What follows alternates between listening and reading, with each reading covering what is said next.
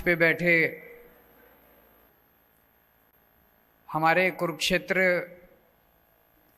Lok Sabha constituency के उम्मीदवार सुशील गुप्ता जी, अनुराग ढांडा जी, बलबीर सैनी जी, और यहाँ पे कुरुक्षेत्र के कोने कोने से आए हुए मेरे सभी प्यारे बहनों, भाइयों, माताओं, बुजुर्गों, बच्चों, आप सबको मेरा नमस्कार, मेरी राम राम, सबको मेरा प्रणाम।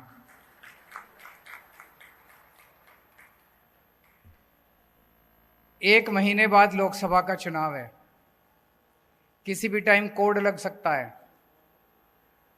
और इस बार लोकसभा के चुनाव में कुरुक्षेत्र लोकसभा कंस्टिट्यूएंसी से इंडिया गठबंधन की तरफ से आम आदमी पार्टी के लोकसभा प्रत्याशी सुशील गुप्ता जी खड़े हो रहे हैं।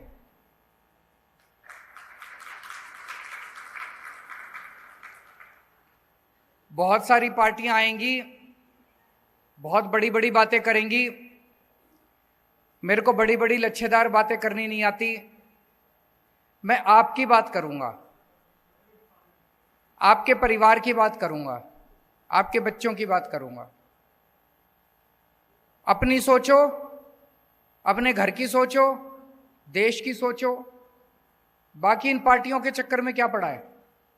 ये पार्टी और नेताओं ने तो लूट लिया 75 साल में देश को। तो एक महीने बाद चुनाव है। इस चुनाव में आपको अपना सांसद चुनना है। किसे वोट दें? पिछले 10 सालों से हरियाणा में 10 लोकसभा कंस्टिट्यूएंसी हैं। पिछले 10 सालों से आप 10 की 10 सीट बीजेपी के 10 लोकसभा एमपीज को दे रहे हो, 10 बीजेपी को जिता के भेज रहे हो। मैं आपसे पूछना चाहता हूं, इन 10 लोगों ने पिछले 10 साल में आपके लिए क्या करा? कोई एक काम करा हो तो मेरे को बता दो, मैं राजनीति छोड़ दूंगा। कोई एक काम इन 10 लोगों ने करा हो? कोई काम नहीं करा इन लोगों ने, 10 के 10 ने। ये आपके लोकसभा, आपके एमपी नहीं है, ये बीजेपी के एमपी हैं। ये आपके लिए काम नहीं करते, ये बीजेपी के गुलाम हैं। बीजेपी कहती है उठ तो उठते हैं, बीजेपी कहती है बैठ तो बैठते हैं। आपके ऊपर इतनी मुसीबतें आई 10 साल के अंदर, कहां थे ये लोग? हमारी हरियाणा की पहलवान बेटियां, उनके ऊपर अत्याचार किए गए, उनके साथ गलत काम किया गया, उनके साथ छेड़छाड़ की गई। जब वो धरना प्रदर्शन करने के लिए दिल्ली गई तो उनको लाठियों से पीटा गया। मैं गया था उनके पास जंतर मंतर पे उनका साथ देने के लिए। आपके 10 एमपी कहां थे? तालियां बजा रहे थे जब आपकी बेटियों के साथ छेड़छाड़ की जा रही थी। घर में बैठ के पार्टी कर रहे थे, तालियां बजा रहे थे जब आपकी बेटियों को छेड़ा जा रहा था। अभी जब आप किसान, हरियाणा के, पंजाब के किसान दिल्ली जाना चाहते थे, बॉर्डर के ऊपर उनको रोक लिया गया। क्या कसूर था जी किसानों का? यही तो कह रहे थे फसलों के पूरे दाम दे दो। मिलने चाहिए कि नहीं मिलने चाहिए पूरे दाम? फसल के पूरे दाम मिलने चाहिए नहीं मिलने चाहिए किसानों को? किसान कह रहे थे फसलों के पूरे दाम दे दो। क्या मिला बदले में? ऊपर से गोले छोड़ दिए। ऊपर से चाइना के ऊपर गोले छोड़ने की हिम्मत नहीं है इनकी, पाकिस्तान के ऊपर गोले छोड़ने की हिम्मत नहीं है, अपने किसानों के ऊपर गोले छोड़ दिए इन लोगों ने। एक किसान मारा गया, किसान का बेटा शहीद हो गया पंजाब के अंदर। जब किसानों के ऊपर गोले छोड़े जा रहे थे, आंसू गैस के गोले छोड़े जा रहे थे, रबड़ की गोलियां छोड़ रहे थे, मार रहे थे, डंडे मार रहे थे, वाटर कैनन मार रहे थे, तो कहां थे जी आपके ये 10 एमपी? ये तालियां बजा रहे थे। बड़ा मजा आ रहा था इनको, किसानों को पीट रहे हैं, बड़ा मजा आ रहा था इनको, बहुत मजा आ रहा था इनको। पिछले साल किसानों की फसलें बर्बाद हो गई पूरे हरियाणा के अंदर। पूरे हरियाणा के किसानों में तबाही मची हुई थी, फसलें बर्बाद हो गई, बेचारा किसान लुट गया। ब्याज, वो कर्जा लेके तो बेचारा फसल उगाता है, उसका ब्याज ऊपर से देना पड़ता है। चारों तरफ किसान कह रहे थे भाई हमको मुआवजा दे दो, मुआवजा दे दो। किसी को मुआवजा नहीं दिया खट्टर सरकार ने। कहां थे तब ये 10 के 10 MP? किसी ने आवाज नहीं उठाई आप लोगों की। जब बेरोजगार युवकों को पुलिस वाले दौड़ा दौड़ा के पीट रहे थे, डंडे मार रहे थे, बेरोजगार युवा नौकरी मांग रहे थे सड़कों के ऊपर, कहां थे आपके 10 के 10 MP?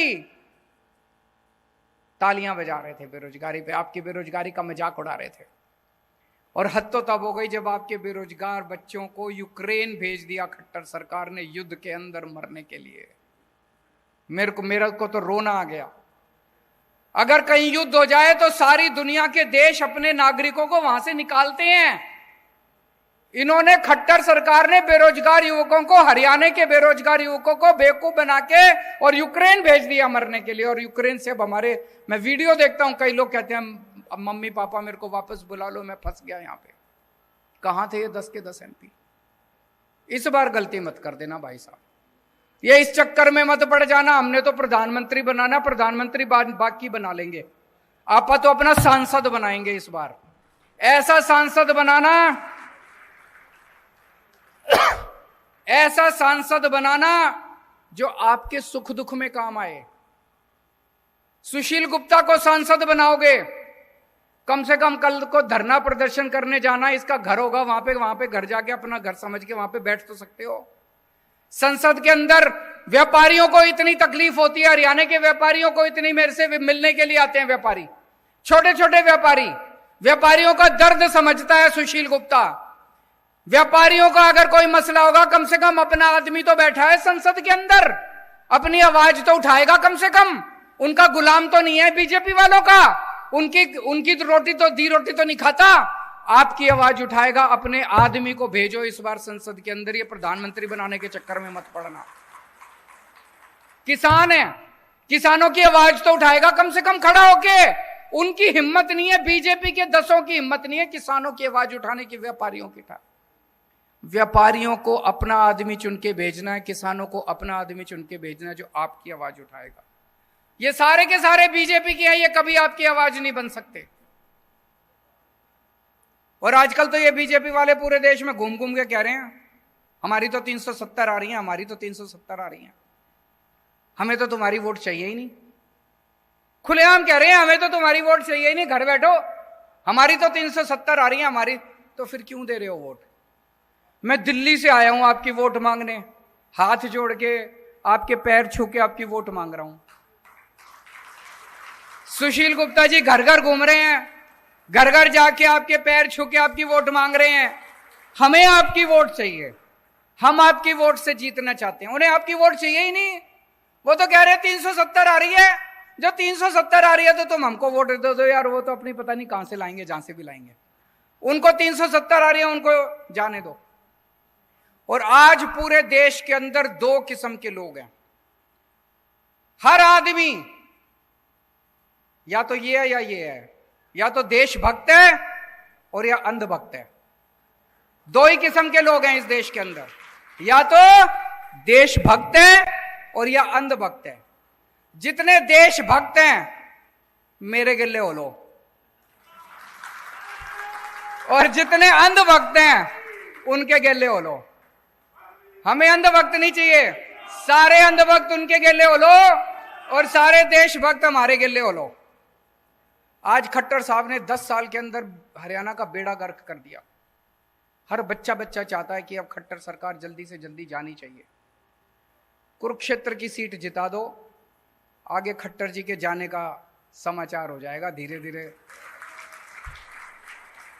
तो आज से कुरुक्षेत्र का आम आदमी पार्टी अपना कुरुक्षेत्र का कैंपेन लॉन्च कर रही है, और कैंपेन का हमारा स्लोगन है बदलांगे कुरुक्षेत्र, बदलांगे हरियाणा, इब के इंडिया ने जिताना। कुरुक्षेत्र बदलेगा तो हरियाणा भी बदलेगा, और हरियाणा बदलेगा तो इंडिया जीतेगा। तो मेरी आप सब लोगों से विनती है, आप लोगों को ये चुनाव लड़ना है। सुशील जी आपके यहाँ पे पड़ोस में ही रहते हैं, ये श्यामलो कला गांव है ना एक, पता है आपको? श्यामलो कला गांव है जींद में, आधे घंटे का रास्ता है यहाँ से। तो यहीं का रहने वाला है, आपके बीच का आदमी है। और कुरुक्षेत्र तो सबसे पवित्र धरती है जहां पे धर्म युद्ध लड़ा गया था, ऐतिहासिक युद्ध लड़ा गया था।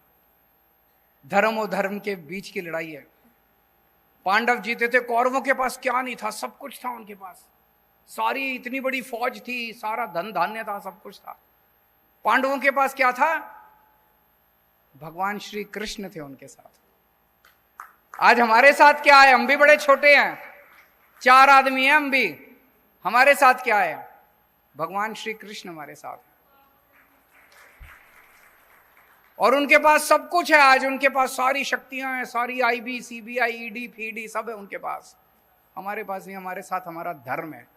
और ये धर्म और अधर्म की लड़ाई है।